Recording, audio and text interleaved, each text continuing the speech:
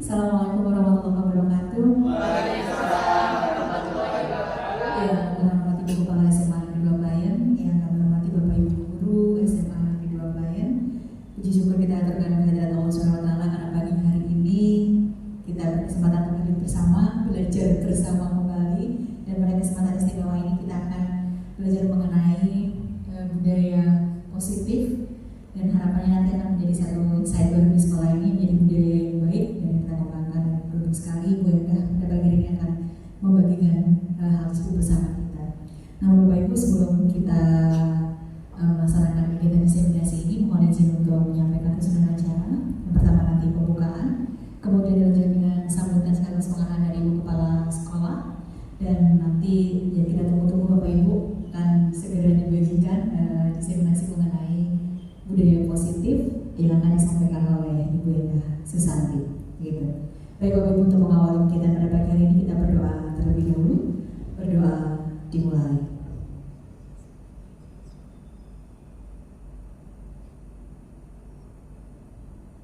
Amin. Terima kasih. Semoga diberikan kemudahan dan kelancaran tersebut kegiatan kita pada pagi hari ini. Untuk selanjutnya kami mohon kepada Ibu Kepala Sekolah untuk berkenan memberikan sambutan sekaligus pengarahan tentu kepada Kepala Sekolah yang mengisi sekitar berikan persilakan kami. Silakan. Terima kasih Bu Betty. Bismillahirrahmanirrahim. Assalamualaikum warahmatullahi wabarakatuh. Waalaikumsalam warahmatullahi wabarakatuh. Bapak Ibu yang saya hormati, terutama juga Bu Endah dan Bu Betty. Sebelumnya mari kita selalu menjadikan puji syukur kehadirat Allah Subhanahu wa taala. Hari ini kita hadir di ruang pertemuan SMA Negeri 2 Bayan dalam rangka diseminasi budaya positif. Budaya positif merupakan hal yang harus menjadi budaya kita. Jadi terima kasih kepada Bu Endah, hari ini nanti akan memaparkan bagaimana budaya positif. Selanjutnya setelah kita mencermati semua, kita mengikuti kegiatan ini, selanjutnya mari kita mengimplementasikan budaya positif tidak hanya di diri Bapak Ibu semua, namun diimbaskan kepada anak-anak didik kita, juga kepada teman-teman kita. Endingnya, harapannya semua warga sekolah itu memiliki budaya positif. Seperti ketika kita lapar, itu kita makan. Ketika kita haus, itu kita minum. Ketika kita istirahat, lelah, kita istirahat. Nah, budaya disiplin ini menjadi kebutuhan kita. Kemudian kita tidak perlu ada paksaan, tidak perlu ada pengawasan. Itu budaya positif sudah melekat dalam diri kita masing-masing. Seandainya itu terjadi di sekolah kita, semua warga sekolah sudah memiliki budaya positif, alangkah indahnya. Sekolah ini akan menjadi sekolah yang amin, yaitu yang aman, menyenangkan, inklusif, kemudian terakhir menyenangkan, nyaman. Jadi amin. Harapannya seperti itu Bapak Ibu, dan kita yang berada di sekolah ini juga merasa amin itu tadi. Dan harapannya tidak hanya baiti janati, tetapi madrasati janati. Rumahku surgaku, sekolahku juga surgaku. Semoga harapan kita terwujud dimanapun kita merasa bagaikan di surga. Amin. Insya Allah kita bisa mewujudkan itu semua dengan dukungan semua warga sekolah. Terima kasih. Semoga kegiatan ini sangat bermanfaat bagi kita. Semoga Allah selalu menuntun kita untuk berbuat hal-hal yang mengarah kepada kebaikan. Terima kasih Bu Endah, Bu Betty, pencerahannya. Sekali lagi, semoga kegiatan ini betul-betul bermanfaat bagi kita semua. Ada kekurangan dari diri saya, mohon maaf. Assalamualaikum warahmatullahi wabarakatuh. Baik, kami ucapkan terima kasih kepada Ibu Kepala Sekolah yang telah menyampaikan pengarahan pada kesempatan kali ini, dan sungguh kami berharap juga semua beribu tanpa paksaan. Jadi ini seperti makan, minum, tidur seperti itu. Jadi memang sudah menjadi kebutuhan kita, sehingga akan menjadi budaya yang benar-benar membuat sekolah ini menjadi semakin lebih baik seperti itu. Dan selanjutnya kami mohon kepada Ibu Endah untuk segera menyampaikan diseminasi dari budaya positif ini, dan mungkin nanti mengalir begitu ya Bu ya, kalau ada tanya jawab bisa langsung disampaikan kepada Bu ya, jadi kendali penuh ada Bu Endah. Baik, terima kasih. Duduk ke belakang sini. Silakan Bu Endah, monggo. Terima kasih Bu Betty.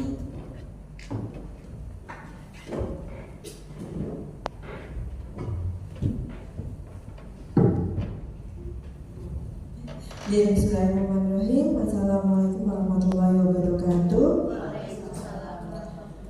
Selamat pagi Bapak Ibu semuanya. Sehat semuanya. Oke, alhamdulillahirobbilalamin. Pertama-tama saya mengucapkan terima kasih kepada Ibu Kepala Sekolah yang sudah memberikan ruang kepada saya untuk bisa berbagi dengan teman-teman semuanya tentang sedikit ilmu yang sudah saya dapatkan. Nah, seperti itu, dan mudah-mudahan yang sedikit ini nanti bisa menjadi banyak karena bisa didiseminasikan oleh Bapak Ibu semuanya lagi kepada teman-teman. Baik Bapak Ibu, tak lupa kita panjatkan puji syukur kepada Allah Subhanahu wa taala yang pada pagi hari ini, kesempatan pagi hari ini kita bisa berkumpul bersama dalam ruangan ini dalam acara berbagi ilmu atau diseminasi budaya positif. Nah, seperti itu. Bapak Ibu pasti pernah mendengar nih sebenarnya budaya positif seperti itu. Kalau Bapak Ibu ingat-ingat, kira-kira apa Bapak Ibu? Kalau menurut Bapak Ibu secara umum budaya positif itu yang seperti apa sih? Kebiasaan yang baik. Oke, kebiasaan yang baik. Ada lagi? Hal positif yang sudah dilakukan secara otomasi. Hal positif yang sudah dilakukan dengan otomasi seperti tadi yang sudah dicontohkan oleh Ibu Kepala ya. Kalau seperti biasa kita lapar ya makan, seperti itu tanpa disuruh. Nah itu ada motivasi dari diri kita sendiri untuk bisa melakukan hal itu. Nah, hampir mirip dengan budaya positif itu, harapannya juga seperti itu. Dengan otomatis kita akan berbuat baik yang tanpa ada pengaruh-pengaruhnya dari luar, tetapi dari budaya kita sendiri, tumbuh dari kita sendiri. Oke. Nah, budaya positif ini tentunya baik sekali ketika kita terapkan di sekolah. Nah, sekarang bagaimana sih sebenarnya sekolah kita itu sebenarnya sudah bagaimana?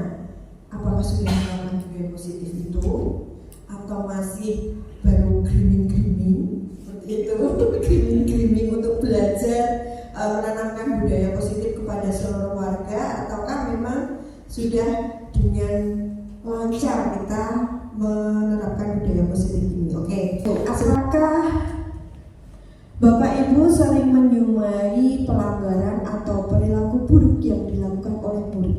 Bagaimana Bapak Ibu? Pernah kan? Pernah. Oke, jelas ya. Saya juga pernah, malah sering seperti itu untuk menemui perilaku buruk yang dilakukan oleh murid kita.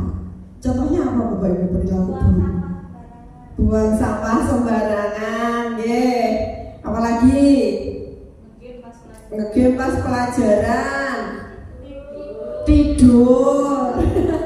Nah, ini kayaknya sudah melekat dengan anak-anak kita dan mungkin kita sendiri juga ya kadang-kadang seperti itu. Kalau yang sekarang yang kedua, menurut Bapak Ibu, apakah penyebab pelanggaran atau perilaku buruk yang dilakukan oleh murid? Belum adanya kesadaran dari dalam diri siswa. Oke, belum adanya kesadaran dari dalam diri siswa. Kedua, apa Mas Sawi? Oh, bosen. Bosen. Apa Bunda? Belum menyadari kesepakatan-kesepakatan yang ada di sekolah. Oke, ya. Nah, belum menyadari kesepakatan atau aturan di di sekolah ini. Ada lagi? Dia tidak tahu gambaran idealnya keadaan kayak apa. Dia bisa semau-maunya. Sip, ya. Ya, jadi tidak tahu gambaran sebenarnya yang standar itu seperti apa sih sebenarnya. Dia itu harus bagaimana sih? Nah, seperti itu. Nah, itu mungkin untuk refleksikan diri kita ya. Berarti nanti akan ada, kalau refleksi itu berarti apa sih nanti yang harus diperbaiki, yang seperti itu. Nah, sekarang pertanyaan yang terakhir. Setujukah Bapak Ibu jika murid yang melakukan pelanggaran atau berperilaku buruk ditangani dengan pemberian hukuman atau bahkan dengan kekerasan? Setuju nggak Bapak Ibu? Tidak. Kayaknya di aturan sekolah kita juga tidak ada yang seperti ini ya. Ya, insya Allah tempat kita sudah ramah anak gitu ya. Ramah anak gitu ya. Tidak ada mungkin aturan-aturan untuk memberikan hukuman bahkan sampai pada kekerasan. Oke. Nah, dari refleksi kita ini, apa Bapak Ibu kira-kira solusinya kita untuk bisa membahas atau mengungkap dari hasil refleksi ini menjadi sesuatu yang lebih baik atau menjadi sebuah budaya positif itu tadi. Nah, mari kita bahas bersama-sama Bapak Ibu. Sebenarnya tujuan kita itu ini Bapak Ibu. Untuk hari ini tujuan kita itu warga sekolah itu memiliki, meyakini, dan menerapkan visi atau nilai-nilai kebajikan yang disepakati sehingga tercipta budaya positif yang berpihak kepada murid. Nah, nanti segala sesuatu yang sudah berpihak kepada murid, pastinya murid akan merasa nyaman, aman, tentram ketika mereka melakukan proses pembelajaran. Dan endingnya apa Bapak Ibu? Tentunya pembelajarannya berjalan lancar dan berhasil. Kan harapannya seperti itu ya Bapak Ibu ya. Oke, nah sekarang untuk yang pertama, ini apakah Bapak Ibu setuju dengan pernyataan ini yang pertama? Hukuman dapat mendisiplinkan anak? Tidak. Kenapa Bapak Ibu?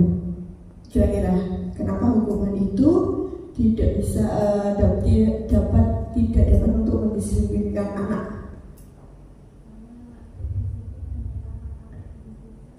Oke, ya, karena mereka pasti disiplin ketika mereka takut dihukum, kan seperti itu. Berarti kalau tidak ada hukuman, dia kembali lagi untuk tidak disiplin. Oke.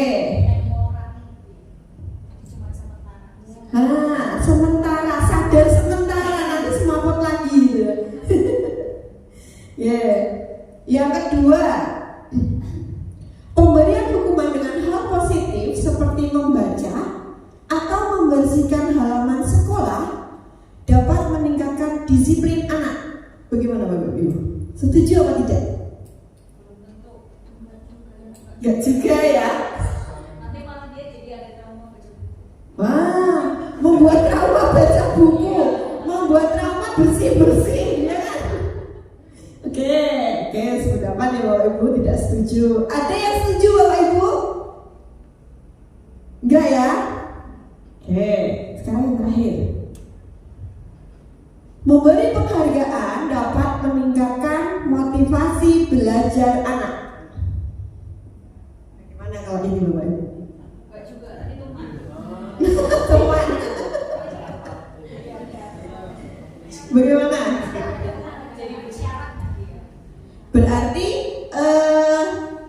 motivasinya punya syarat gitu ya. Jadi dia nanti mau belajar ketika besok diiming-imingi sesok kowe tak nih coklat bijimu tertinggi gitu ya. Nah, berarti kalau nggak ada oh ya diberi potong es krim, nah, seperti itu. Oke, tetapi memang ini kadang kita juga ingin bagaimana ya? Piye yo, carane bocah iki gelem sinau kan seperti itu. Oh tak nih hadiah ini kayak gitu. ben dia nek ulangan sinau bejine men 100. Kan seperti itu Bapak Ibu, kira-kira motivasi dalam diri kita kan tujuannya seperti itu. Tetapi untuk memberikan penghargaan yang meningkatkan motivasi itu memang jadi ada plus minusnya. Secara satu sisi memang positif, tetapi satu sisi lagi membunuh dia. Artinya membunuh dia itu dia tidak akan belajar ketika tidak ada hadiahnya. Nah, ini juga mesti kita geserkan juga Bapak Ibu. Jadi nanti kita akan tahu setelah memahami tentang apa itu disiplin positif dan bagaimana penerapannya. Nah, ini tadi adalah pernyataan tentang apa yang sebenarnya kita alami sehari-hari yang sebenarnya itu tidak cocok tapi sering saya lakukan. Seperti itu. Nah, mudah-mudahan setelah ini kita bisa mengembangkan itu atau menggeserkan seperti ini. Nah, ini intinya Bapak Ibu. Yang pertama kita akan memahami tentang disiplin positif dan nilai-nilai kebajikan universal. Oke, langsung ya. Kalau makna disiplin itu apa tuh Bapak Ibu? Sebenarnya kalau disiplin itu saya piye gitu. Tertib. Lagi. Sesuai aturan. Ada lagi? Nah, sebenarnya disiplin itu berasal dari bahasa Latin disiplina. Nah, artinya adalah belajar. Disiplin itu dari kata Latin disiplina yang artinya adalah belajar. Nah, disiplin diri membuat orang menggali potensi dirinya menuju ke sebuah tujuan atau apa yang dihargai. Namun dalam budaya kita, nah ini Bapak Ibu, makna disiplin telah berubah menjadi sesuatu yang dilakukan seseorang kepada orang lain untuk mendapatkan kepatuhan. Kan kita harus memaksa media patuh, gitu kan? Nah, tapi ini bergesernya di sini. Namun budaya kita itu seperti itu, tidak lagi pada arti yang awal untuk belajar itu tadi. Nah, kecenderungan umumnya adalah menghubungkan kata disiplin itu menjadi sebuah ketidaknyamanan bagi anak-anak kita. Bukan tentang apa yang dihargai atau pencapaian dengan suatu tujuan mulia. Nah, ini ada pergeseran makna disiplin dari makna aslinya dengan apa yang sebenarnya sekarang sudah terjadi. Kemudian setelah disiplin tadi itu apa? Kalau disiplin positif sendiri itu apa sebenarnya? Kalau di sana saya tuliskan tentang cara penerapan disiplin yang mengajarkan kepada anak untuk bertanggung jawab dalam menumbuhkan kesadaran diri berdasarkan nilai-nilai kebajikan universal. Bapak Ibu, nilai-nilai kebajikan universal itu apa? Nilai-nilai kebajikan, contohnya pasti yang baik-baik toh, nilai kebajikan itu jujur, apalagi tanggung jawab, mandiri. Nah, itu kan nilai-nilai kebajikan universal. Sebenarnya kalau di tujuan pendidikan nasional itu yang sekarang ini di kurikulum merdeka itu tertuang dalam profil belajar Pancasila.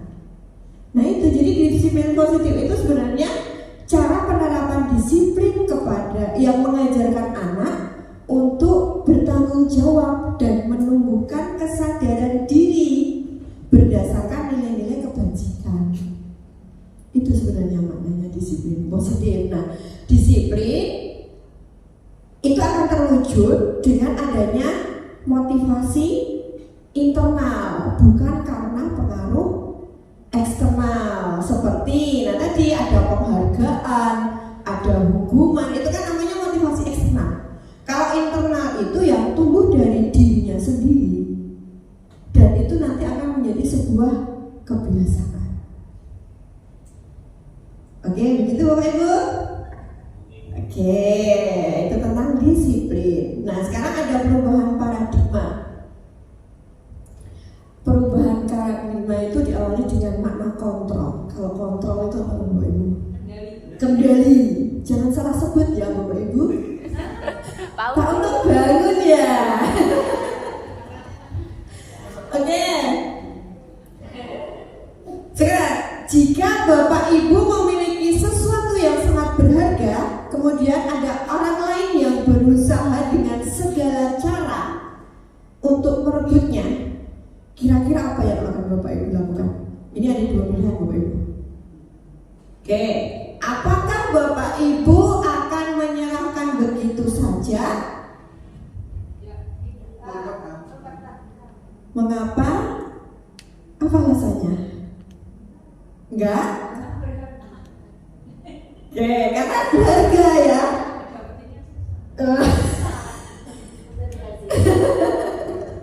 Oke, yang kedua, apakah Bapak Ibu akan mempertahankan sekuat tenaga?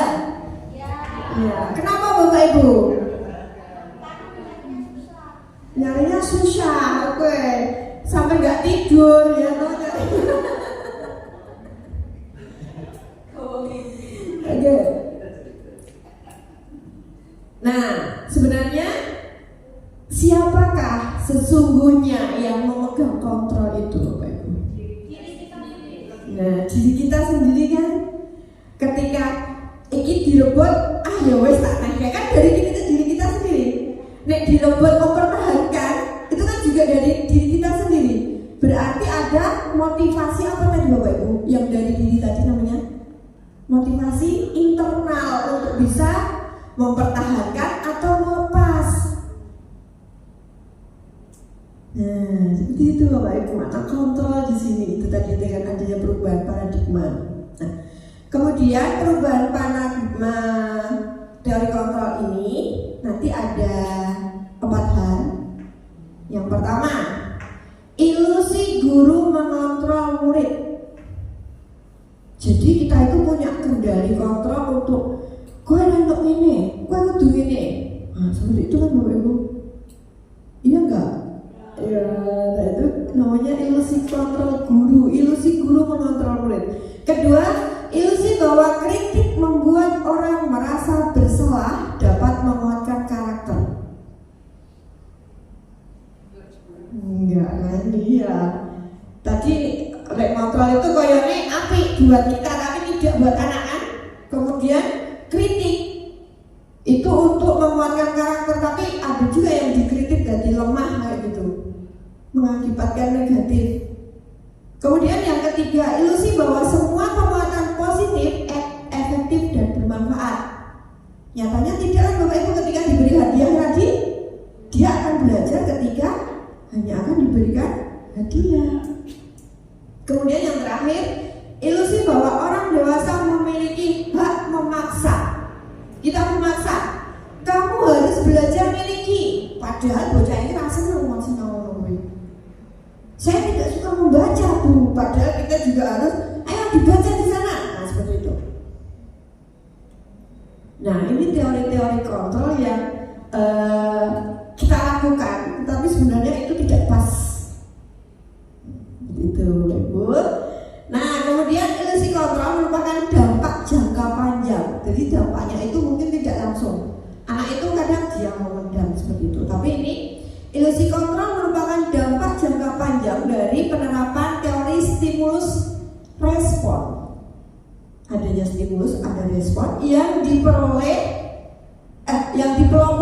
Teori ini dipelopori oleh cendekiawan Rusia bernama Ivan P. Pavlov di tahun 1949 sampai 1936. Ini sudah lama sekali ya Bapak Ibu ya, teori stimulus respon itu. Lalu bagaimana seseorang itu bisa berubah dari paradigma stimulus respon tadi kepada pendekatan teori kontrol atau teori pilihan. Oke, berikutnya, nah siapa sesungguhnya yang memiliki posisi kontrol, yang memiliki kontrol. Nah, ini Bapak Ibu, kalau stimulus respon itu realitas kebutuhan kita sama. Kalau di teori kontrol, realitas kebutuhan kita berbeda. Nah, kemudian selanjutnya, semua orang memiliki hal yang sama. Kalau di teori kontrol, setiap orang memiliki gambaran yang berbeda. Nah, ini sampai pada yang terakhir itu model berpikir menang kalah. Di sini menang-menang kalau di teori kontrol. Ini perubahan paradigma dari stimulus respon ke teori kontrol. Oke Bapak Ibu, selanjutnya kita akan belajar tentang teori motivasi, hukuman dan penghargaan serta restitusi. Dari istilah ini yang belum pernah Ibu dengar, Bapak Ibu dengar yang apa ini? Restitusi. Oke, motivasi tadi sudah ya. Hukuman dan penghargaan, kemudian restitusi. Tapi sekilas ya, sekilas kita lihat 3 motivasi perilaku manusia. Itu tadi ada internal dan eksternal. Nah, ini kalau motivasi eksternal itu yang pertama untuk menghindari ketidaknyamanan atau hukuman. Itu kan dari faktor eksternalnya kan. Kemudian untuk mendapatkan imbalan dari orang lain. Nah, kalau yang internal itu untuk menghargai diri sendiri. Saya akan menjadi orang yang seperti apa bila saya melakukannya. Nah, itu kan tumbuh dari dirinya sendiri. Kalau yang eksternal tadi ada faktor-faktor lain, diberi hadiah, mungkin ada hukuman, seperti itu. Nah, ini ada teori lagi dari Alfie Kohn. Ini bunyi seperti ini Bapak Ibu. Saat kita berulang kali menjanjikan hadiah kepada anak-anak agar berperilaku bertanggung jawab, atau kepada seorang murid agar mempelajari sesuatu yang baru, atau kepada seorang karyawan agar melakukan pekerjaan yang berkualitas, kita sedang berasumsi mereka tidak dapat melakukannya atau mereka tidak akan memilih untuk melakukannya. Nah, ketika kita melakukan ini, menjanjikan itu pasti aku paling meraiso, berarti aku sedang naik hadiah. Kan seperti itu kan? Ada asumsi seperti itu Bapak Ibu. Ini menurut Alfie Kohn. Kemudian, baik penghargaan maupun hukuman adalah cara mengontrol perilaku seseorang yang menghancurkan potensi untuk pembelajaran yang sesungguhnya. Secara ideal, tindakan belajar itu sendiri adalah penghargaan sesungguhnya. Sebenarnya kan ini untuk menghancurkan dia, karena nanti itu akan terbawa dalam budaya mereka, dari di sekolah, lingkungan sekolah, di rumah, bahkan sampai nanti dia di yang akan datangnya dan yang akan datang, masa yang akan datang. Nah, ini kan perilaku yang menghancurkan potensi sebenarnya. Sebenarnya potensi dia itu bisa tanpa ada embel-embel, tetapi karena ada embel-embel itu jadi seolah kadang dia menghalalkan segala cara kan jadinya Bapak Ibu, anak-anak itu. Nah, ini kan menghancurkan potensinya dia yang sesungguhnya dia sudah bisa, tetapi karena motivasi eksternal tadi dia akan berusaha mendapatkan hasil akhir sesuai dengan ketentuan agar mereka mendapatkan hadiah dalam itu. Nah, itulah menghancurkan yang potensi namanya. Oke, ada satu lagi istilah tentang dihukum penghargaan. Ya seperti teorinya tadi, dihukum oleh penghargaan. Memberikan penghargaan nilainya sama dengan menghukum seseorang. Setuju gak Bapak Ibu? Dari apa yang sudah kita bahas sebelumnya tadi. Memberikan penghargaan nilainya sama dengan menghukum seseorang.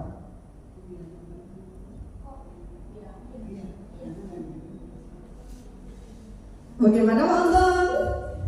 Betul. Iri, Jadi nilainya sama dengan menghukum seseorang berdampaknya pada yang lainnya. Wah kaento, dan seperti itu. Aku kaento, jadi iri, itu maknanya.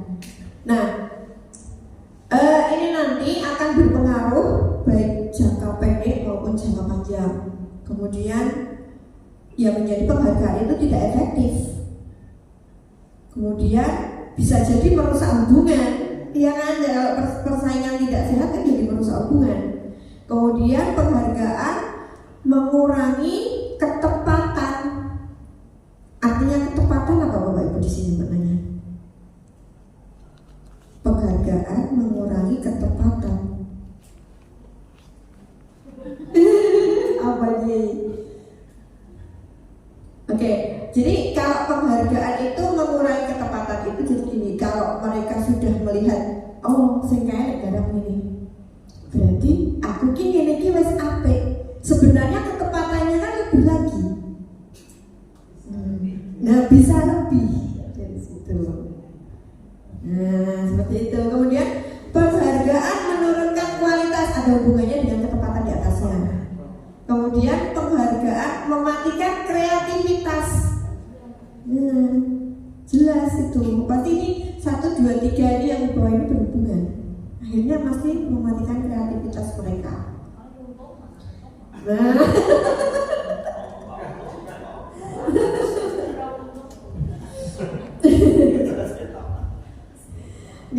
Oke, berikutnya Bapak Ibu, tindakan terhadap suatu pelanggaran umumnya berbentuk hukuman atau konsekuensi. Nah, sekarang kita akan melihat bedanya sebenarnya hukuman sama konsekuensi itu apa loh?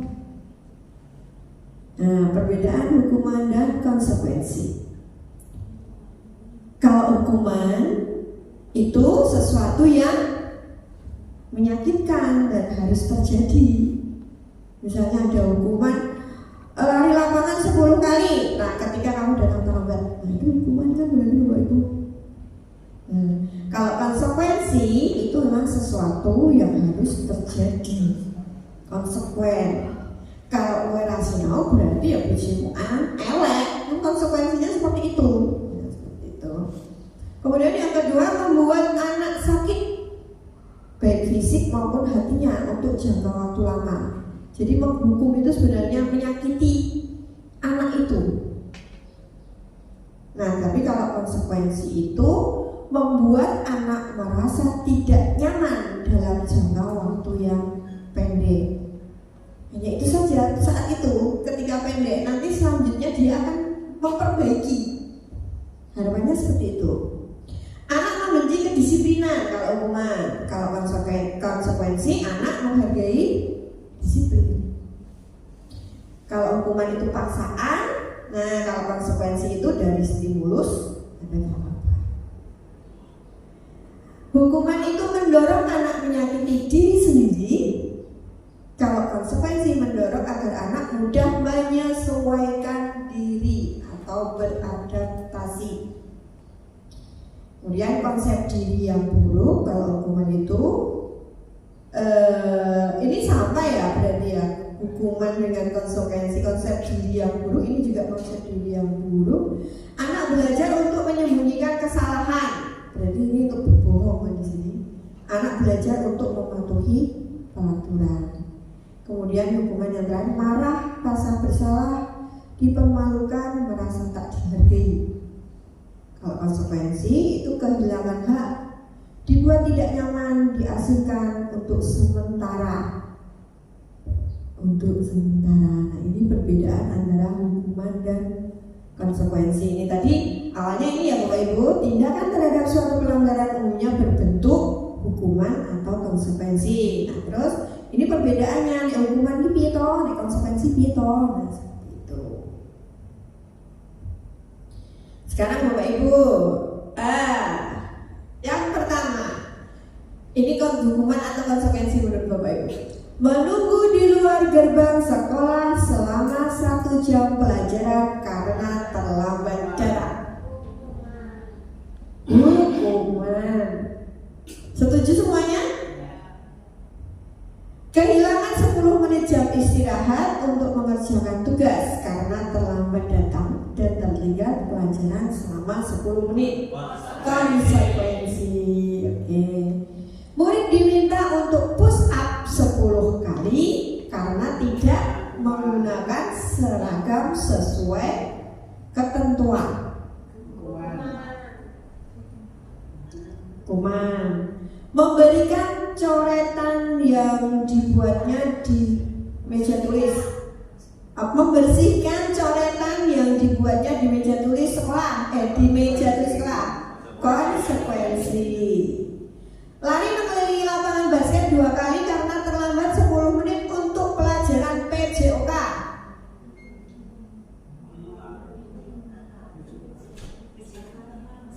Karena terlambat.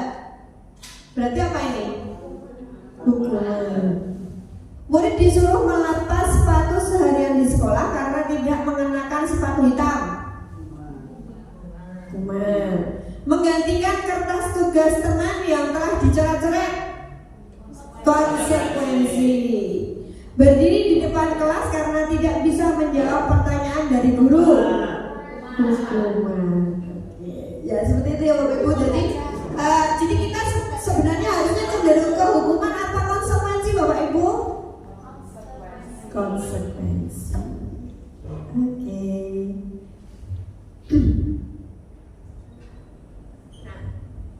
Ini Bapak Ibu, untuk selanjutnya kita akan membahas ini langsung berbelok ya Bapak Ibu.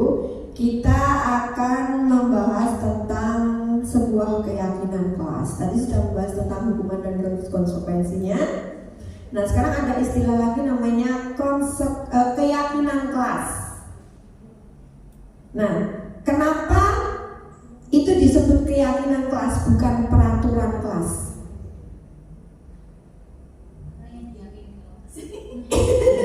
Kenapa dia harus disebut keyakinan kelas bukan peraturan kelas? Selama ini kan kita melihatnya peraturan gitu ya.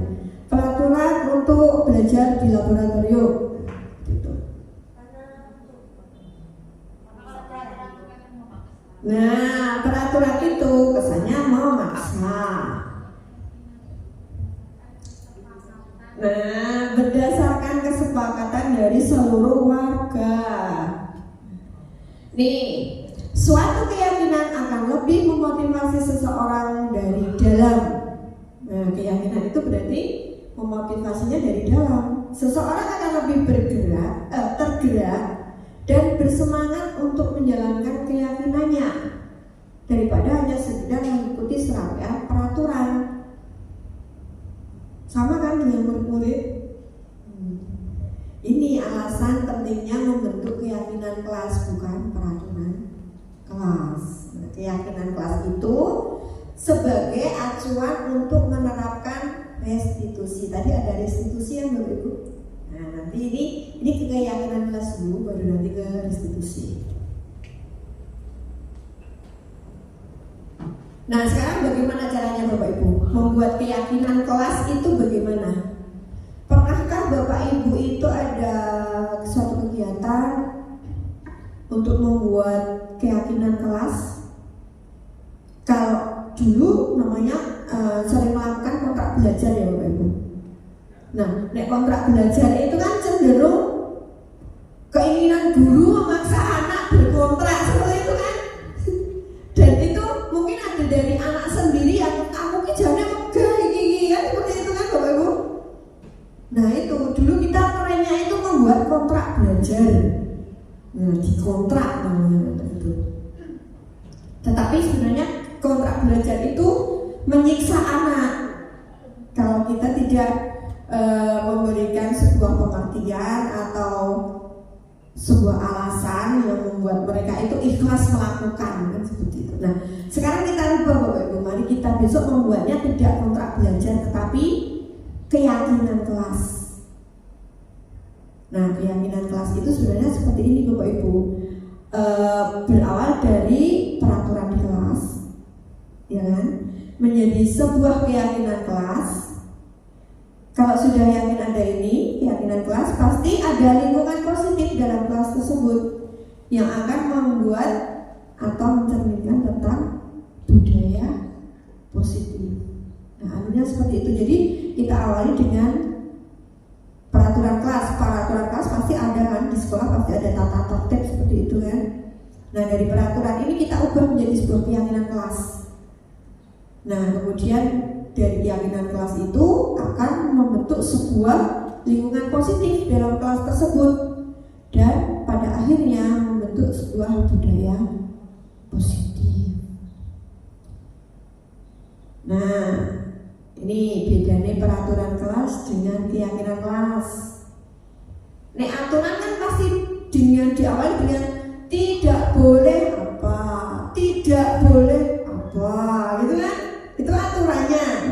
Nah, nanti kalau peraturan ini kita ubah menjadi keyakinan kelas, itu kalau kita menyebutnya peraturan kelas itu kan kalimat negatif ya.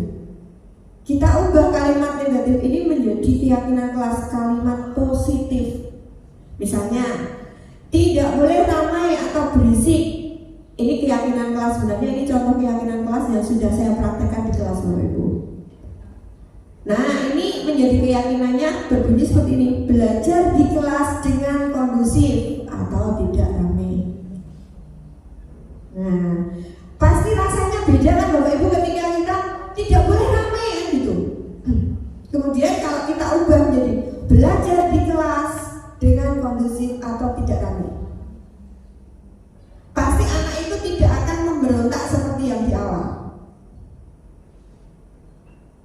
Kemudian yang kedua, contoh yang kedua ini, tidak menggunakan HP saat pelajaran. Menggunakan HP saat proses pembelajaran jika dibutuhkan. Nah, kemudian ini peraturan kelasnya sudah positif, melakukan piket. Ya, ini berarti ya melaksanakan piket sesuai dengan jadwalnya.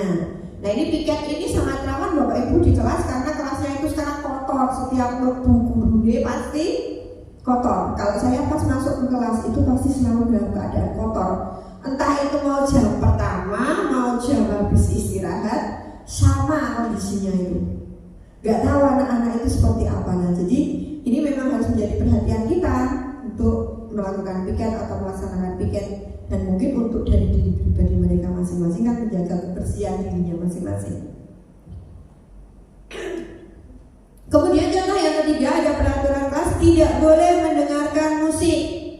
Mendengarkan musik ketika sudah selesai pembelajaran. Boleh mendengarkan itu. Anak-anak juga boleh kan suka musik, ya boleh, tapi nanti ketika kamu sudah selesai dan musik itu tidak mengganggu dalam pelajaran. Seperti itu. Tidak tidur saat belajar.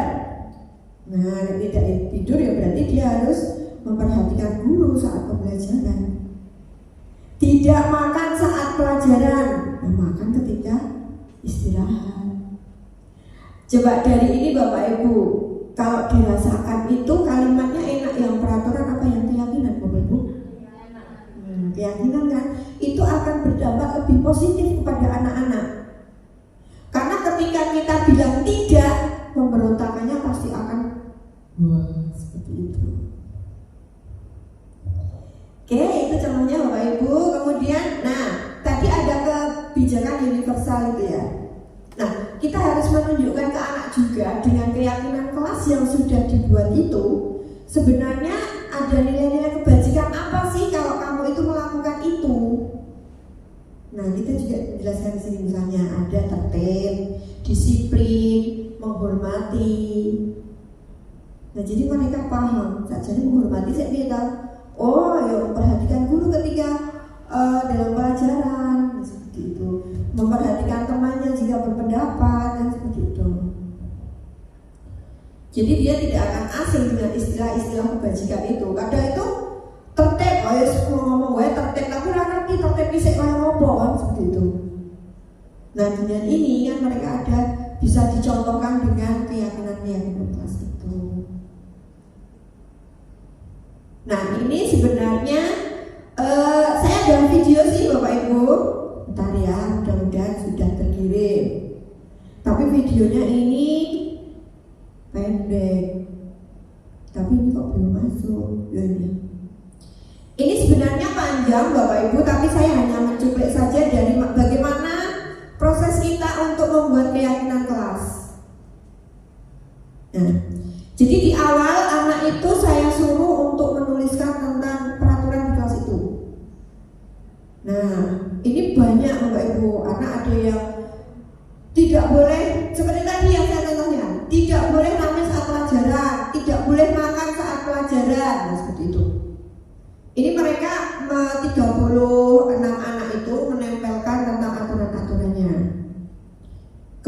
Kemudian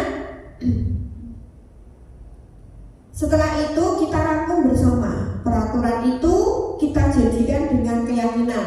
Nah, caranya seperti tadi Bapak Ibu, membuat kalimat positif dari peraturan-peraturan yang sudah mereka tuliskan.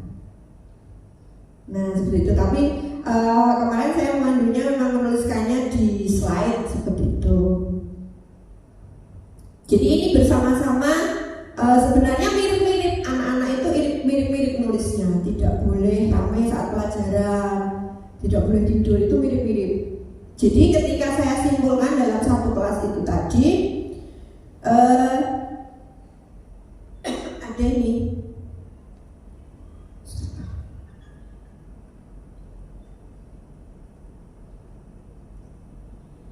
Nih. Nah ini setelah disimpulkan itu hasilnya ini yang jadi tadi.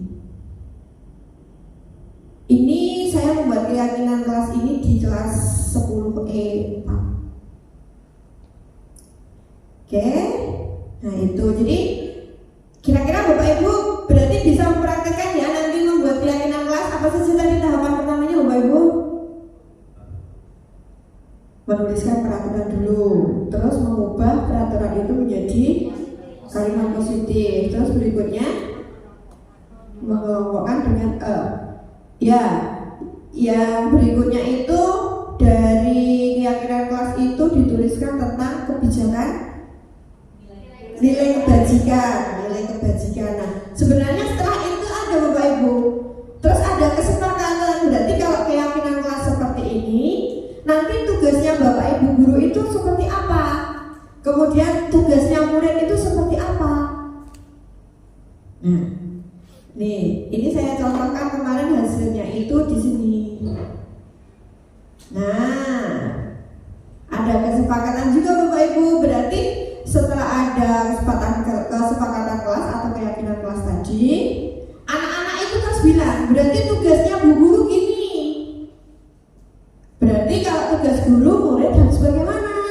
Nah itu disimpulkan bersama-sama Bapak Ibu. Jadi mereka sadar nanti ketika proses pembelajaran yang kita lakukan, kan tujuannya itu untuk membuat mereka nyaman belajar, sehingga bisa mencapai tujuan yang diinginkan.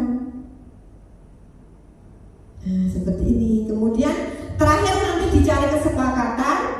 Ini videonya tadi kepotong Bapak Ibu. Yang terakhir itu sebenarnya ada kesepakatan, anak-anak yang sepakat itu mengacungkan jempol. Itu ada videonya Bapak. Oke Bapak Ibu, jadi itu caranya membuat keyakinan kelas ya Bapak Ibu. Besok bisa dipraktekkan di tahun pelajaran baru. Oke. Tahun ajaran baru.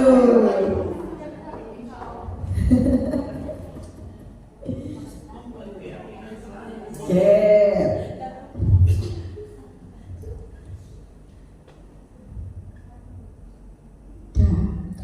Oke, tadi selesai ya Bapak Ibu, sudah bisa menyusun tentang keyakinan kelas.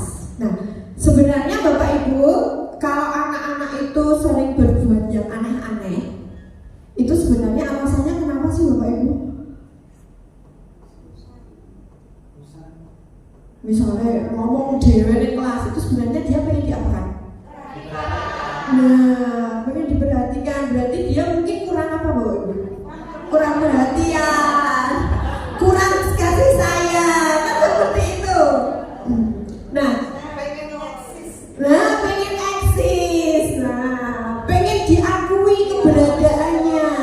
Nah, seperti itu. Nah, sebenarnya memang manusia itu memiliki kebutuhan dasar, Bapak Ibu. Ada 5 kebutuhan dasar yang memang harus terpenuhi. Coba Bapak Ibu, yang pertama ada kasih sayang.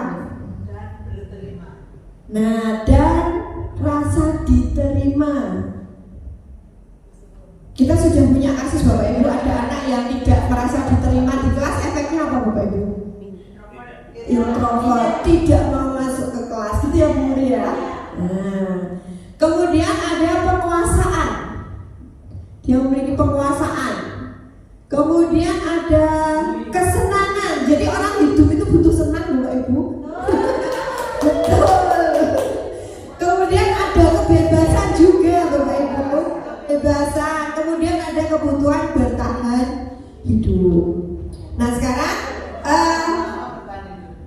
oke, ini ada sedikit video, tapi ini bunyi enggak ya? Kok enggak bunyi sih?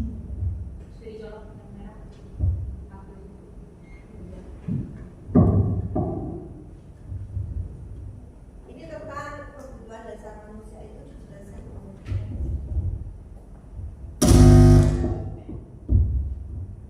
Di ini aja. Mic-nya dekat. Dengan speaker.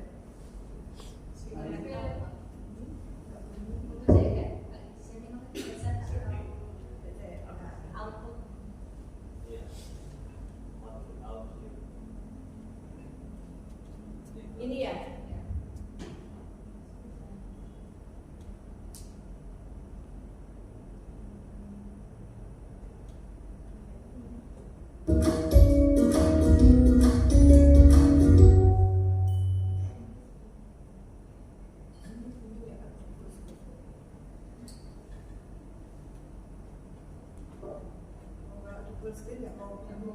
Nggak usah di full screen.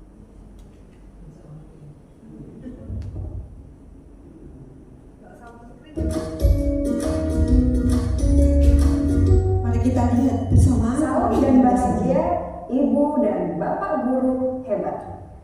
Untuk membangun budaya sekolah yang positif dengan lingkungan yang aman dan mendukung murid untuk menjadi pribadi yang berdaya, seimbang, dan bahagia, salah satu upaya yang dapat dilakukan oleh guru adalah memahami kebutuhan dasar yang mendasari perilaku murid. Pada video kali ini, kita akan membahas tentang 5 kebutuhan dasar manusia.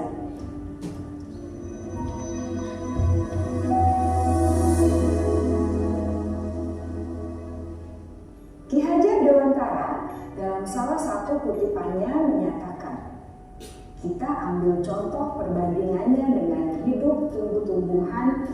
Seorang petani dalam hakikatnya sama kewajibannya dengan seorang pendidik yang menanam padi misalnya. Hanya dapat menuntun tumbuhnya padi. Ia dapat memperbaiki kondisi tanah, memelihara tanaman padi, memberi pupuk dan air, membasmi ulat-ulat atau jamur-jamur yang mengganggu hidup tanaman padi, dan lain sebagainya. Ketika guru memahami kebutuhan apa yang mendasari perilaku murid, dan guru berusaha menuntun dan mendukung murid dalam memenuhi kebutuhannya secara positif, pada hakikatnya guru tersebut ibarat seorang petani yang sedang berusaha memahami kebutuhan masing-masing tanaman. Dan ia berusaha memenuhi kebutuhan tanaman tersebut agar dapat tumbuh dengan subur dan maksimal. Dr. William Glasser, seorang psikiater dari Amerika Serikat, menyatakan bahwa seluruh tindakan manusia memiliki tujuan tertentu, yaitu memenuhi kebutuhan dasarnya. Ketika kelima kebutuhan dasar telah terpenuhi secara memadai, maka murid akan tumbuh dengan seimbang dan bahagia. Sebaliknya, ketika kebutuhan dasar tidak terpenuhi dengan baik, maka seseorang akan mengalami emosi negatif seperti bosan, sedih, dan kecewa. Bahkan mereka dapat melakukan perbuatan yang bertentangan dengan nilai-nilai kebajikan atau melanggar peraturan. Dengan kata lain, perilaku buruk seseorang biasanya adalah respons dari kebutuhan yang tidak terpenuhi. Namun, mereka tidak tahu cara untuk menyampaikannya. Ada 5 kebutuhan dasar manusia menurut Dr. William Glasser, yaitu yang pertama, kebutuhan untuk bertahan hidup atau survival. Yang kedua, kebutuhan untuk merasa diterima atau love and belonging. Yang ketiga, kebutuhan akan kebebasan atau freedom. Yang keempat, kebutuhan akan kesenangan atau fun. Dan yang kelima, kebutuhan akan penguasaan atau power.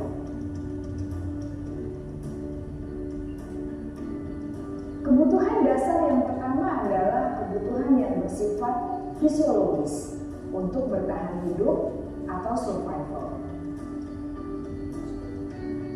Misalnya, kesehatan, rumah, dan makanan. Kebutuhan biologis sebagai bagian dari proses reproduksi termasuk kebutuhan untuk tetap bertahan hidup. Kebutuhan untuk merasa aman juga termasuk dalam kebutuhan ini.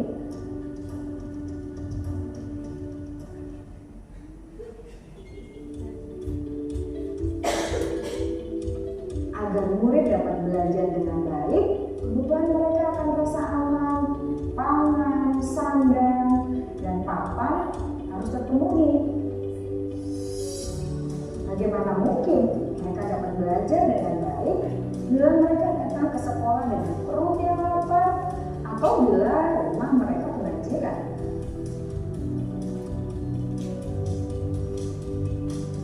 Setelah kita mengetahui kebutuhan pertama yang sebagian besar bersifat fisiologis, mari kita lihat kebutuhan kedua sampai kelima yang semuanya berhubungan dengan psikologis.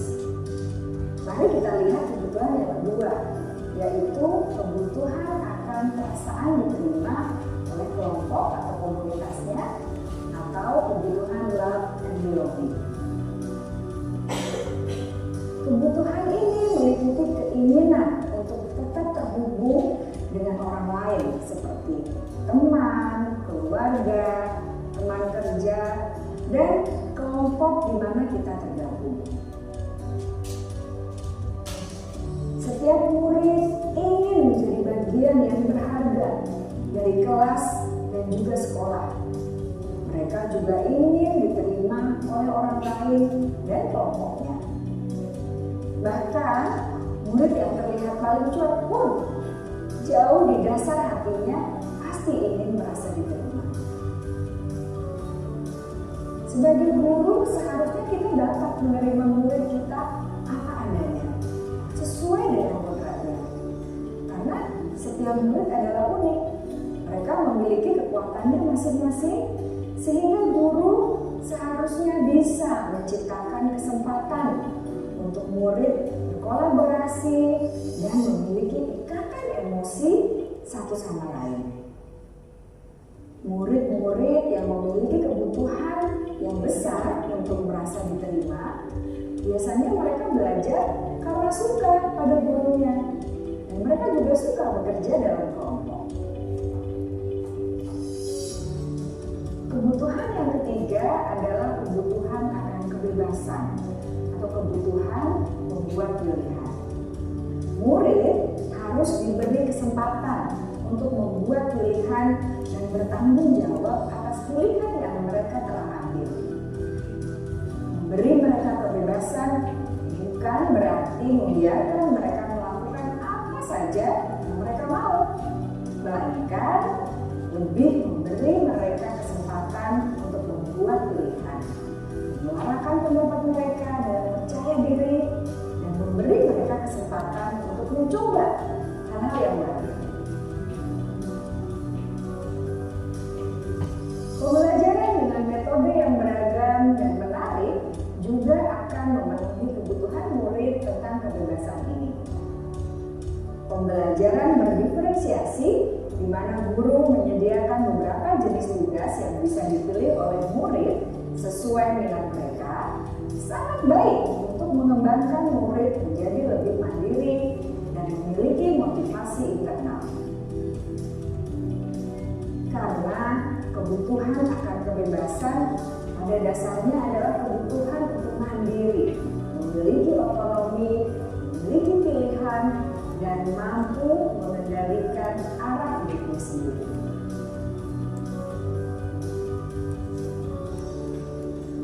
Kebutuhan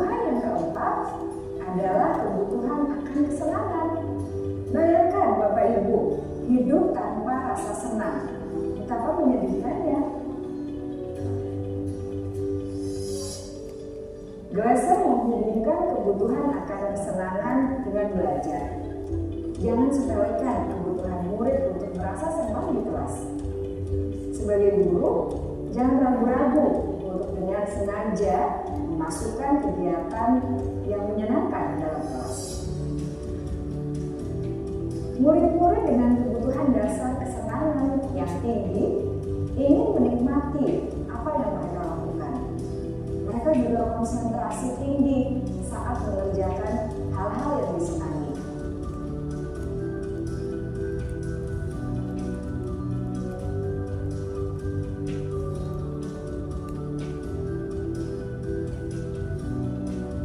Kebutuhan yang kelima adalah kebutuhan akan penguasaan. Setiap murid memiliki kebutuhan untuk merasa kompeten, menjadi terampil, diakui pencapaian dan keterampilannya, didengarkan, bisa membuat dampak dan pengaruh, dan memiliki rasa harga hidup. Mereka sebaiknya diberi kesempatan untuk membuat keputusan tentang hal-hal yang penting dalam hidupnya dan tidak merasa dikontrol oleh sistem sekolah. Pada murid yang telah menginjak usia remaja, seringkali mereka merasa tidak memegang kendali atas kehidupannya sendiri, karena guru kerap kali berpengaruh dalam mengambil keputusan. Murid-murid yang memiliki kebutuhan dasar akan penguasaan yang tinggi biasanya selalu ingin menjadi pemimpin. Mereka juga suka mengamati sebelum mencoba hal-hal yang baru.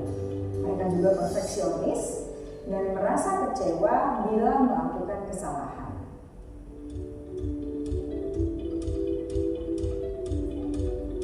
Ibu dan bapak guru sangatlah penting bagi kita untuk mengetahui kebutuhan dasar murid-murid agar kita memahami alasan di balik. Saya skip ya Bapak Ibu. Jadi tadi sudah dijelaskan 5 kebutuhan dasar dan itu dikaitkan dengan pembelajaran kita Bapak Ibu. Jadi memang anak itu sebenarnya bukan hanya anak sih, kita semua itu memiliki kebutuhan dasar dalam kehidupan kita. Ada 5 tadi. Kalau bisa diulang apa saja Bapak Ibu kebutuhan pertama tadi? Bertahan hidup itu yang secara fisik ya. Nah kemudian yang keempatnya secara kasih sayang diterima. Terus penguasaan, kesenangan, satunya lagi kebebasan. Jadi mari kita bersama-sama untuk bisa menciptakan itu, memberikan itu kepada anak-anak kita ketika kita sedang melakukan proses pembelajaran kita di kelas. Sekarang Bapak Ibu, kita jawab bersama-sama. Oke, Ibu guru bilang aku tidak boleh bersenandung sewaktu mengerjakan tugas. Katanya kelas harus tenang, tidak ada suara. Padahal kan aku suka dan senang menyanyi. Ini sebenarnya dia kebutuhannya apa Bu? Kesenangan karena dia senang menyanyi gitu. Yang kedua, ibu guru tidak menyapaku hari ini, padahal aku pakai jepit rambut baru. Kebutuhan apa ini? Apa? Diperhatikan itu maksud apa? Diterima. Diterima. Makanya sering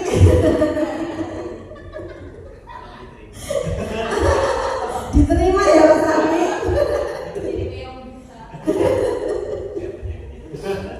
Oke, nomor 3. Aku bosan, masa belajarnya cuma gitu-gitu aja, dengerin ibu guru aja. Apa ini? Kebebasan. Jadi anak-anak itu sebenarnya bebas Bapak Ibu. Pengen bebas, kalau belajar ya zaman itu. Makanya kan kadang ada diferensiasi ya. Nah, kita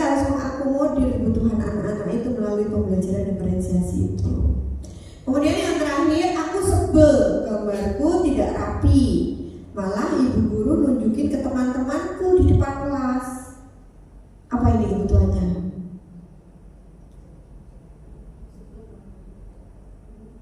Penguasaan. Karena dia tidak menguasai penguasaan kan seperti itu. Oke Bapak Ibu, jadi dari contoh-contoh ini berarti kita sudah punya gambaran ya, nanti melakukan proses pembelajaran itu yang bisa memenuhi kebutuhan dasarnya anak-anak itu yang seperti apa. Nah ini penting Bapak Ibu, karena tadi disebutkan bahwa ketika kebutuhan itu tidak terpenuhi, dia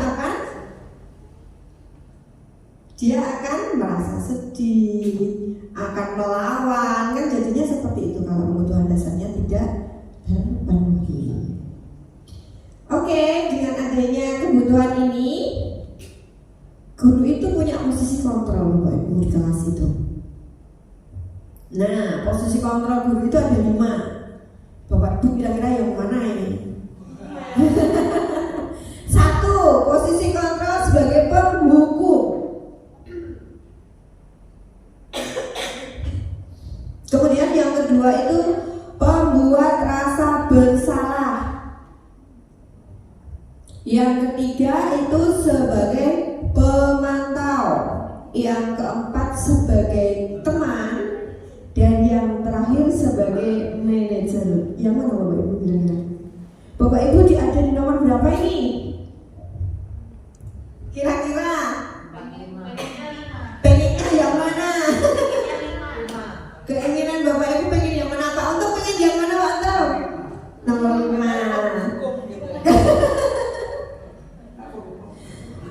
Oke, berarti pada umumnya kita itu pengennya yang nomor 5 ya.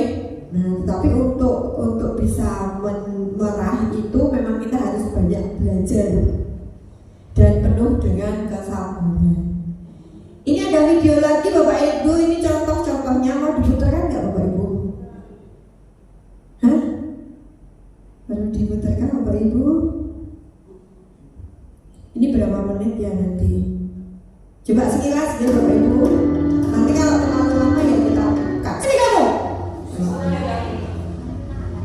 Selamat pagi Bu. Selalu terlambat. Kamu deh pasti terlambat. Maaf Bu, saya Apa? Apa coba? Alasan kamu apa lagi? Kapan sih kamu tidak terlambat? Malas sekali ya kamu jadi anak. saya Dasar pemalas. Gak kapok-kapok sih kamu. Sudah berapa kali terlambat? Sana, kamu keliling lapangan basket 2 kali. kenapa saya harus ke lapangan basket Bu? Kenapa? Kamu melawan ibu. Berani-beraninya jawab. Sudah terlambat, masih berani jawab nggak? Sekarang keliling lapangan basket 5 kali sekalian. Biar kapok. Cepat. Pergi sana ke lapangan basket.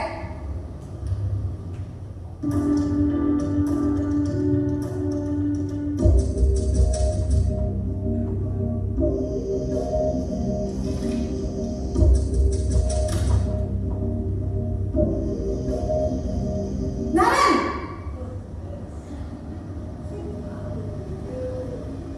Selamat pagi Bu. Naren, kamu kenapa terlambat lagi nak? Ya Tuhan Naren, kamu senang ya bikin ibu susah ya? Kalau kamu terlambat lagi, nanti ibu yang ditegur bapak kepala sekolah nak. Disangka ibu tidak bisa membina kamu. Duh, gimana ini? Maaf Bu, Duh Gusti Naren, kamu suka ya kalau ibu ditegur bapak kepala sekolah? Terus, sekarang ibu harus tulis apa yang di buku absen? Ini kamu sudah sering terlambat loh. Ibu harus apa coba? maaf Bu, maaf sekali.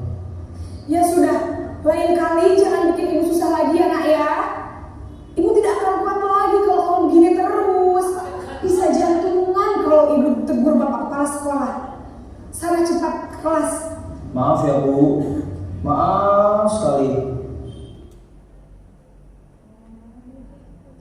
Posisi pembuat rasa bersalah berbicara dengan nada tenang.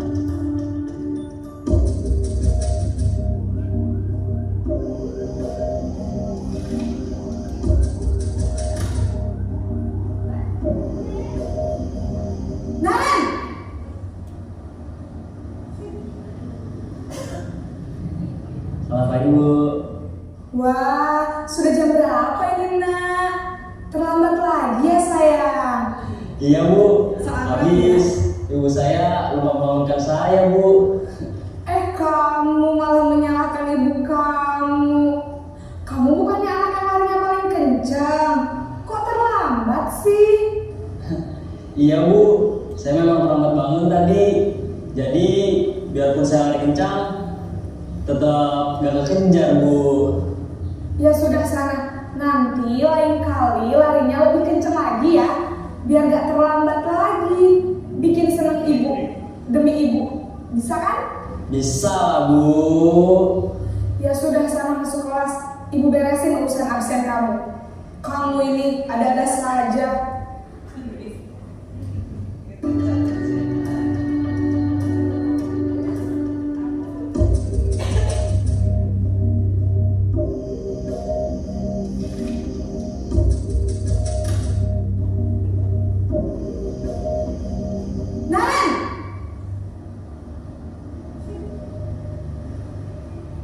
Selamat pagi Bu. Naren, apa peraturan sekolah kita tentang jam berapa kita harus masuk sekolah, nak? Kita harus di sekolah jam 7 Bu. Iya betul, sekarang sudah jam 7.20. Naren sudah tahu konsekuensinya jika terlambat hadir. Paham Bu, saya harus tinggal kelas pas jam istirahat selama 20 menit. Iya benar, konsekuensinya demikian. Jadi nanti jam 9.30 pas istirahat, kamu harus tinggal di kelas, kerjakan tugas tambahan untuk ketertinggalan kamu, ya? Baik Bu.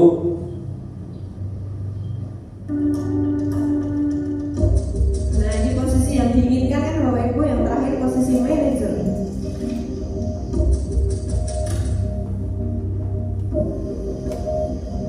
Naren!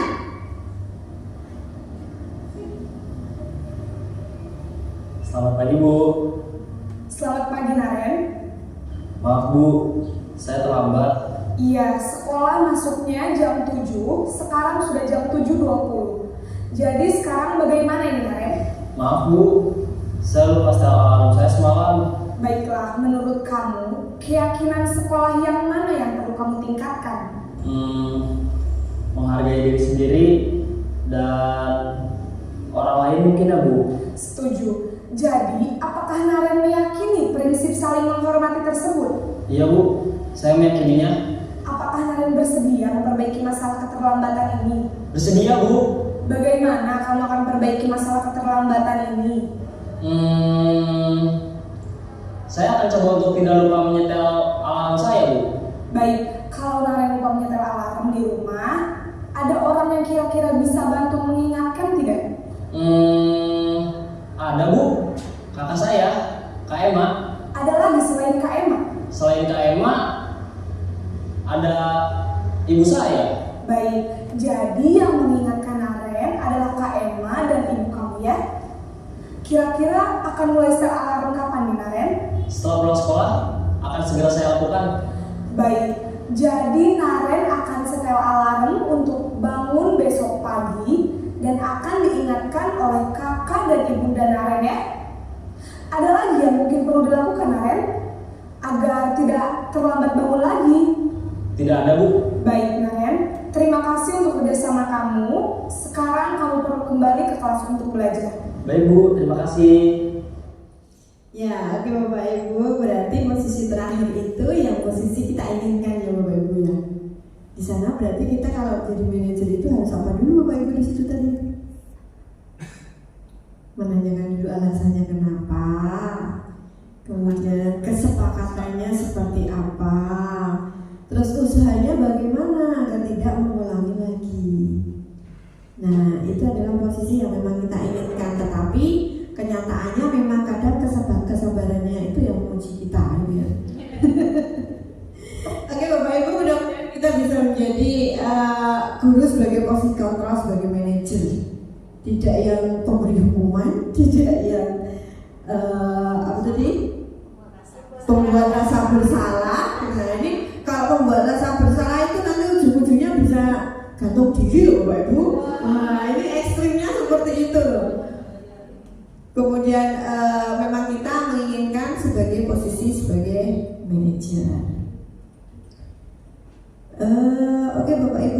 ini yang terakhir Bapak Ibu. Tadi yang terakhir apa Bapak Ibu? Restitusi. Oke, restitusi itu apa Bapak Ibu? Nah, restitusi itu adalah proses menciptakan sebuah kondisi untuk murid sebagai atau untuk memperbaiki kesalahan mereka, sehingga mereka bisa kembali pada kelompok mereka dengan karakter yang lebih kuat.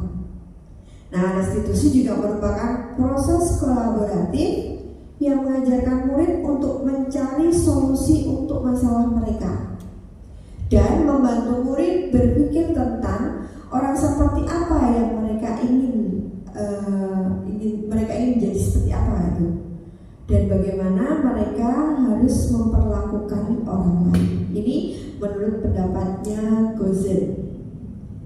Nah, segitiga restitusi itu memang bentuknya segitiga seperti ini Bapak Ibu. Jadi ada 3 suaranya ternyata. Ada ibu berinya sering gitu. Oke, ada 3 segitiga restitusi itu tahapannya. Untuk yang pertama itu adalah menstabilkan identitas. Yang kedua adalah menanyakan keyakinan kelas. Dan yang terakhir adalah validasi kebutuhan. Nah, menstabilkan identitas itu contohnya seperti ini. Ada kata-kata yang seperti ini Bapak Ibu. Setiap orang pasti pernah melakukan kesalahan. Nah, itu menstabilkan identitas mereka ketika mereka berbuat salah. Kamu bukan satu-satunya yang pernah melakukan ini sebenarnya. Tidak ada manusia yang sempurna di dunia ini, ya seperti itu. Kemudian ketika menanyakan keyakinan, ya ditanyakan lagi nilai-nilai apa yang telah kita sepakati di kelas. Seperti posisinya sebagai manajer tadi kan menanyakan keyakinan itu. Kamu ingin menjadi orang yang seperti apa sih? Kemudian untuk validasi kebutuhannya, kamu tentu punya alasan, ditanyakan alasannya. Mengapa kamu melakukan itu? Kemudian adakah cara yang lebih efektif untuk mendapatkan apa yang kamu butuhkan? Jadi di sini itu bagaimana kita menuntun anak agar mereka itu memiliki solusinya sendiri ketika mereka melakukan sebuah kesalahan. Jadi restitusi itu seperti itu. Jadi ada 3 tahapan. Yang pertama menstabilkan, yang kedua menanyakan keyakinan, kemudian yang terakhir adalah validasi kebutuhan. Nah, ini keterangannya tadi tentang menstabilkan identitas itu sebenarnya tujuannya untuk membuat anak itu yang gagal itu menjadi positif gitu loh. Untuk berbuat salah menjadi positif terhadap dirinya. Nah, ini contoh-contohnya tadi. Kemudian yang kedua tadi validasi kebutuhan. Ini membantu murid mengenali kebutuhan dasar yang ingin dipenuhi ketika melakukan kesalahannya itu tadi. Contohnya ini Bapak Ibu, kamu bisa saja melakukan hal yang lebih buruk, tetapi kamu tidak melakukannya. Nah, seperti itu. Jadi digiring anak itu untuk bisa menemukan solusinya, memperbaiki kesalahannya. Kemudian yang terakhir itu menanyakan keyakinan. Anak melihat kesalahannya dihubungkan dengan norma sosial dan nilai-nilai yang mendasari manusia berinteraksi dengan orang lain. Nilai-nilainya apa? Nilai kebajikan tadi Bapak Ibu. Dihubungkan ke sana. Nah, saya pernah melakukan praktek restitusi ini dengan pertama Bapak Ibu kenal ini siapa? Ini Labib, dan memang Labib ini ketika saya ya anaknya, ketika saya melakukan wawancara memang dia berusaha menemukan sendiri solusinya dan sampai dia itu menangis. Karena ini memang kasus sesungguhnya yang saya ambil dan saya tanpa editing ini di videonya itu ada. Tapi kalau videonya nanti saya share aja, nggak saya putarkan di sini nanti kelamaan. Karena lama ini restitusinya lebih dari 10 menit sama lagu itu. Sampai akhirnya dia itu menemukan solusi dia untuk bisa Bagaimana agar dia akan selalu datang ke sekolah, mengikuti pelajarannya dengan baik, seperti itu. Walaupun di akhir-akhir kemarin memang masih bermasalah dengan saya, tapi akhirnya terselesaikan juga. Seperti itu. Kemudian yang kedua ini dengan Mesia di E2, ini tentang keterlambatan datang, karena dia itu kadang tidak terlambat datang di kelas ketika pagi, tetapi kadang keluar dulu, mas guru wis mlebu dia terlambat, dan seperti itu. Oke Bapak Ibu, itu tadi materi yang bisa saya sampaikan. Akhirnya ada terima kasih juga di sini. Oke Bapak Ibu, itulah tadi tentang budaya positif yang saya destinasikan kepada Bapak Ibu semua. Mudah-mudahan apa yang sudah saya sampaikan dan apa yang sudah kita diskusikan bersama-sama bisa untuk memperbaiki dan mewujudkan budaya positif di SMA Negeri 2 Bayan. Oke, terima kasih. Dari saya banyak kekurangan, mungkin salah-salah dalam saya menyampaikan. Saya mohon maaf yang sebesar-besarnya. Terima kasih dan assalamualaikum warahmatullahi wabarakatuh.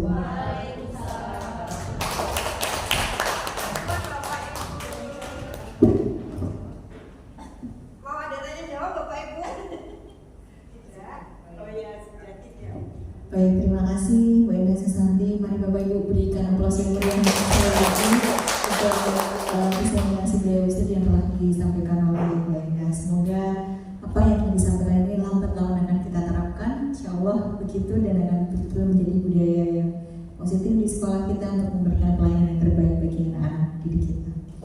Baik, dengan demikian berakhir sudah kegiatan diseminasi pada kesempatan kali ini. Mari kita akhiri dengan berdoa. Terlebih dahulu berdoa dimulai. Amin, terima kasih. Menuju tutup acara pada pagi hari ini. Terima kasih atas kehadirannya. Wassalamualaikum warahmatullahi wabarakatuh. Waalaikumsalam warahmatullahi wabarakatuh.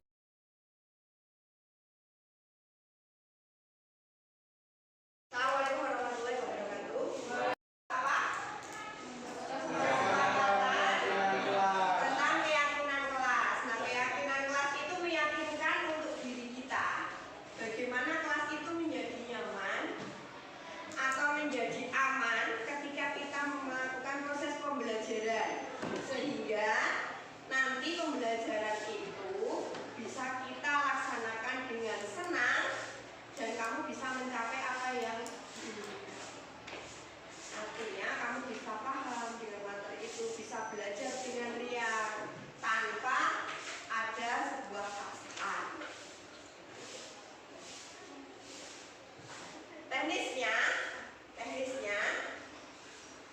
Teknisnya nanti di awal sekarang kita lihat dulu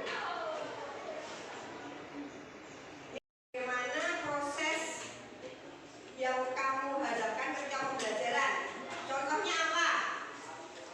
Tidak rame. Nah, seperti itu. Kamu tahu kan bagaimana toh aku bisa belajar nyaman di kelas saya? Oke, itu ya. Satu.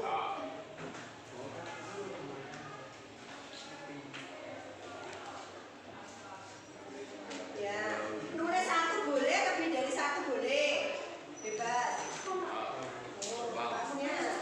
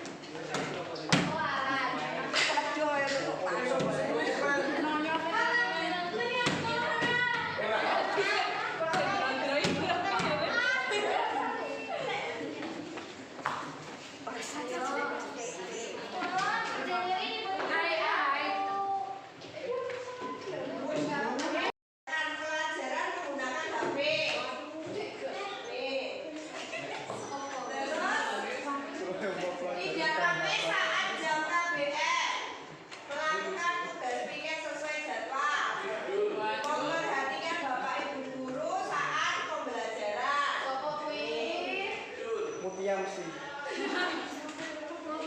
Kemudian tidak berisik, mendengarkan guru dengan baik, kelas bersih. Nah ini mirip. Terus yang lagi mendengarkan saat guru menjelaskan, tidak mengganggu teman, tidak rame. Tidak berisik saat guru sedang menjelaskan, tidak tidur saat guru sedang menjelaskan, tidak berbicara sendiri dengan teman saat guru, tidak mengganggu teman saat mengerjakan, tidak rame saat guru menjelaskan, tidak tidur, tidak makan saat pelajaran, tidak berisik saat guru menjelaskan, tidak berisik, tidak rame, tidak berisik. Oke, ini sebenarnya hampir mirip semua. Yang pertama tak tampilkan di sini. Gunakan HP. Apa kalian setuju? Tidak live saat pelajaran. Berarti tidak menggunakan HP saat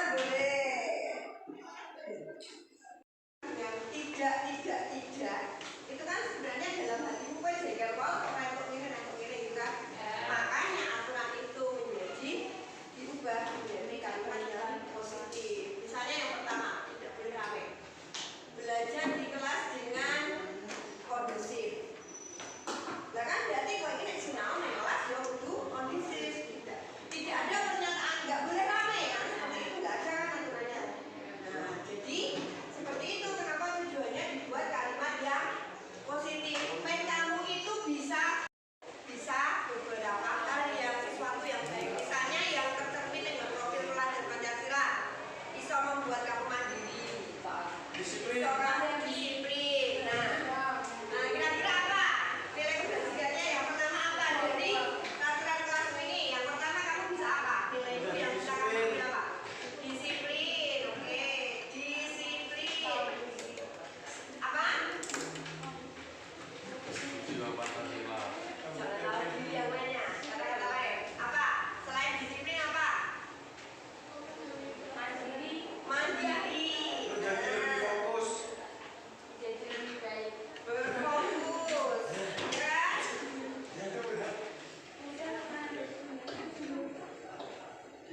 Udah, kalau udah mempelajari itu kalian belajar itu satu kata gitu. Mandiri, religius, apa gitu. Kemudian tugasnya murid apa? Ya, oke. Pertama tugas dulu, kamu mengharapkan diri seperti oke, kita tulis ya. Nah, iya tugas dulunya apa? Kira-kira kamu mengharapkan guru itu yang seperti apa? Apa? Asik belum? Ya. Asik itu kamu, kalau asik itu kamu bisa menerima pembelajaran apa mengikuti enak balik pelajaran? Oh iya. Berarti asik dalam melakukan pembelajaran. Ini contohnya asik apa? Contohnya asik apa? Bisa diajak guyon. Apa? Tidak tegang kan berarti? Apa?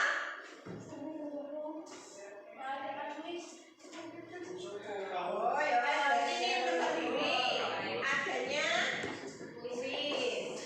Anu Bu, humoris. Berarti ini mau humoris. Wes, aku humoris orang Bu.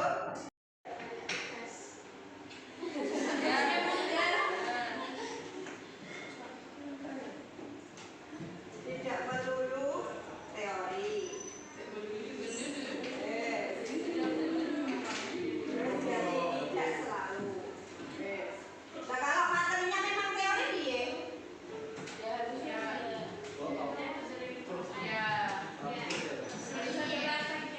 Diselingi.